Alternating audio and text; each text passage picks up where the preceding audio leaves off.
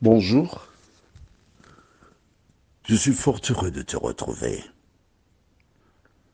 Fort heureux de continuer de cheminer avec toi dans la connaissance de la vérité. Nous avons vu hier comment ces personnes furent saisies de frayeur en voyant la transformation immédiate de cet homme qui était possédé. Mais quelle sera leur réaction? Juste avant de quitter, je t'invite à te joindre à moi pour la prière. Notre Seigneur et notre Dieu, nous venons humblement en ta présence pour te remercier, car nous sommes conscients plus que jamais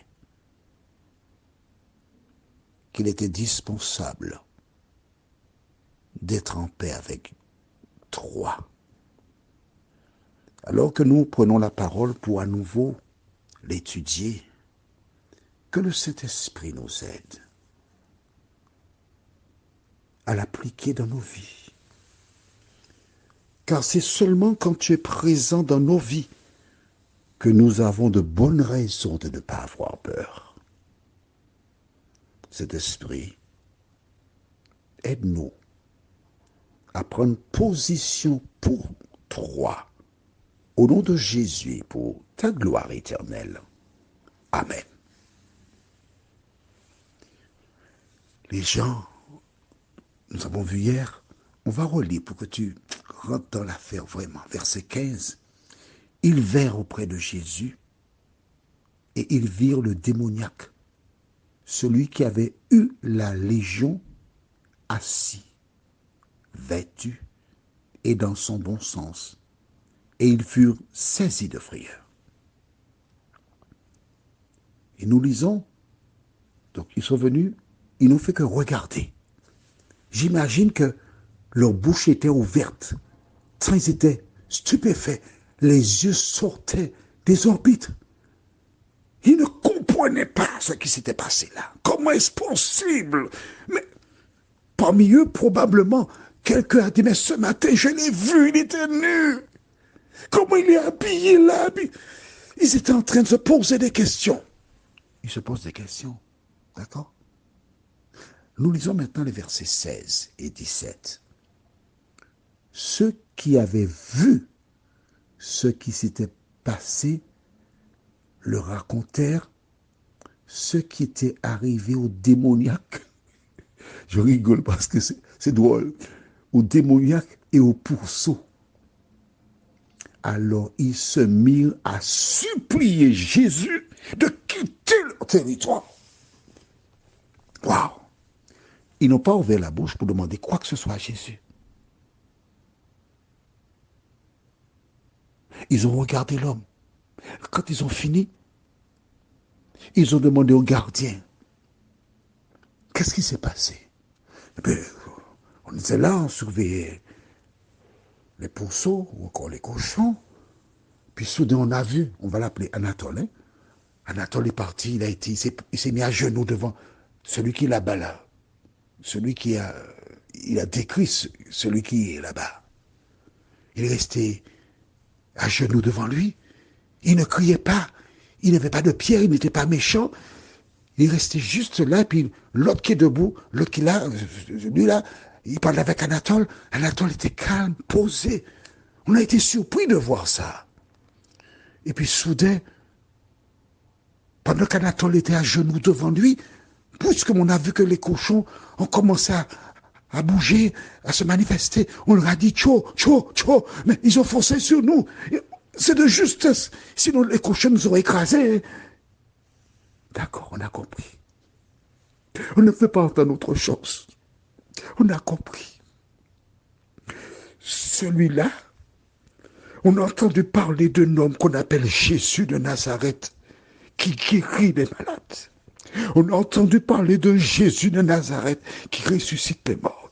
Donc forcément, ce doit être lui, Jésus de Nazareth.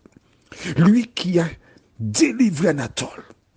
Et c'est comme ça, Rigobert, on va appeler le propriétaire Rigobert a perdu ses 2000 cochons. Ils n'ont pas jugé utile d'organiser une rencontre du conseil municipal. La Bible déclare, ils se mirent à supplier. Jésus, pars de chez nous, on ne veut pas de nous chez toi. Oh, j'aime tellement ce récit. Ça me fait penser, quand j'étais enfant, je passais près de magasins de jouets. Et quand je passais avec mon père, je dis, papa, achète le camion de pompier pour moi, s'il te plaît. Et papa, il m'a dit, j'ai pas l'argent pour ça, mon fils. Papa, je n'avais pas besoin de dire la suite. Papa, papa, papa, papa, papa. À un moment donné, je n'ai même pas besoin de dire papa, je regarde. Je dis, papa. Je ne lâche pas l'affaire. Et lui ne lâche pas l'affaire. Il se met à supplier Jésus de quitter notre territoire. Nous ne voulons pas de toi ici, Jésus. Nous ne voulons pas.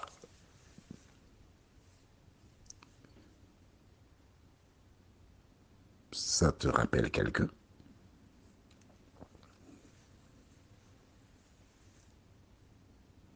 Non? Tu voudrais que je te dise de qui il s'agit? Non? Mais que tu le veuilles ou pas, je vais te dire. Je vais te présenter quelqu'un. Tiens, va te regarder dans un miroir.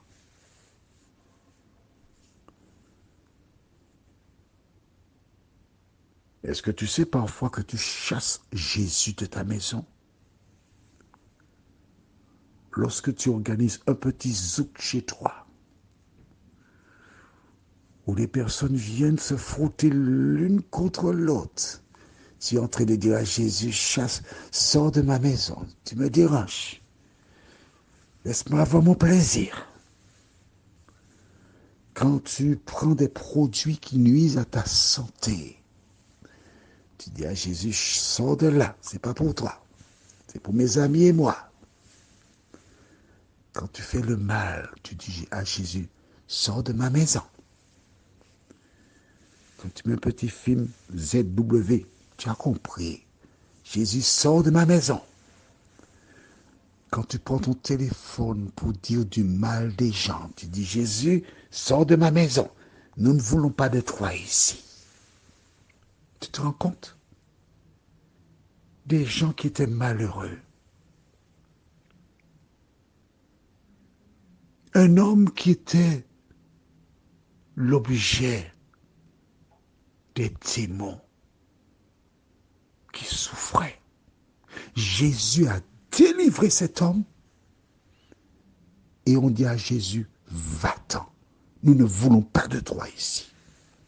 Tu comprends mieux maintenant. Tu m'as compris? Je vais te dire.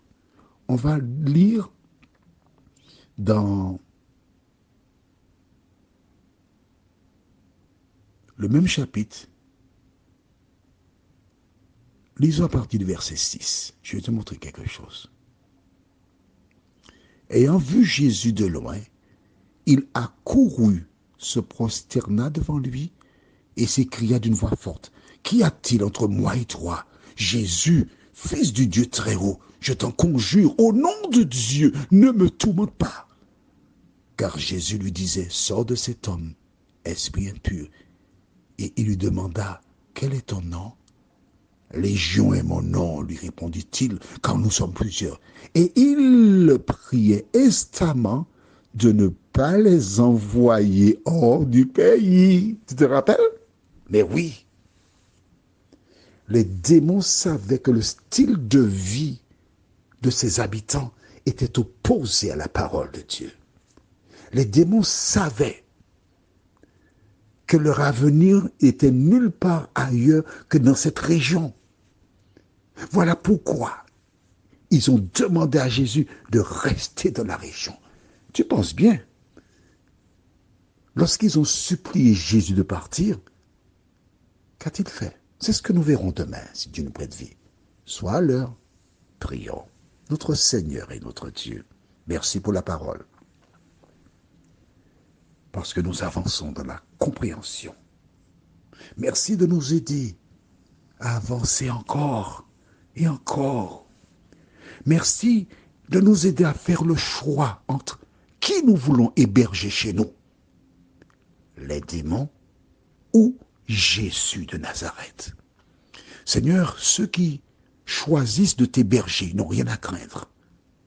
Mais toutes celles et ceux qui te chassent par leur tenue vestimentaire, par leurs propos, par leurs manigances, par les mensonges et autres,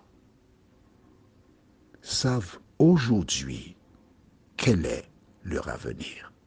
Que ta paix et ta grâce nous accompagnent. Au nom de Jésus, pour ta gloire éternelle. Amen. Je te souhaite une bonne journée et n'oublie pas, Dieu t'aime. Fais le bon choix. À demain, si Dieu nous prête vie.